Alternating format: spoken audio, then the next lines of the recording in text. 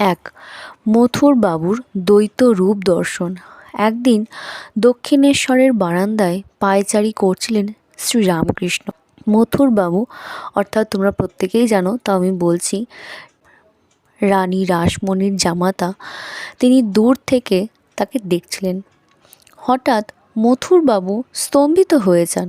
তিনি দেখলেন শ্রীরামকৃষ্ণ যখন একদিক যাচ্ছেন তখন তিনি সাক্ষাৎ মা কালী, আবার যখন উল্টো দিকে ফিরছেন তখন তিনি দেবাদিদেব মহাদেব।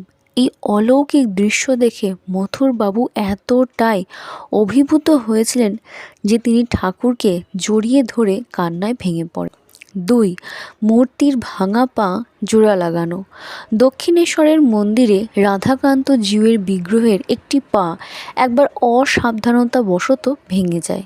তখনকার পণ্ডিতরা বিধান দিলেন যে পা ভাঙা মূর্তি আর পূজা করা যাবে না, বিগ্রহ বিসর্জন দিতে হবে।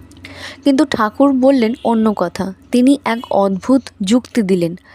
জামাইয়ের পা ভাঙলে কি রানী রাসমণি তাকে ত্যাগ করে অন্য জামাই আনতেন, নাকি চিকিৎসা করাতেন?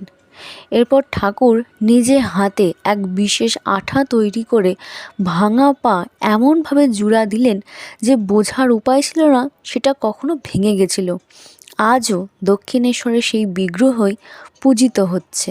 3. মা কালীর সঙ্গে কথোপকথন।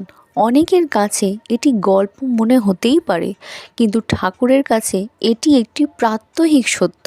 তিনি ভবতারিণীর মূর্তিকে শুধু পাথর মনে করতেন না, তিনি মায়ের সামনে খাবার ধরতেন এবং দেখা যেত মা কালী সত্যি সে খাবার গ্রহণ করছেন। ঠাকুরের আকুল আহ্বানে মা সাড়া দিতেন এবং অনেক সময় দর্শনার্থীরা দেখতেন ঠাকুরের ঠোঁট নড়ছে, যেন তিনি আড়ালে থাকা কারোর সাথে গভীর আলোচনায় মগ্ন। 4. স্পর্শে সমাধিদান। ঠাকুরের অন্যতম প্রধান অলৌকিক ক্ষমতা ছিল তার স্পর্শ।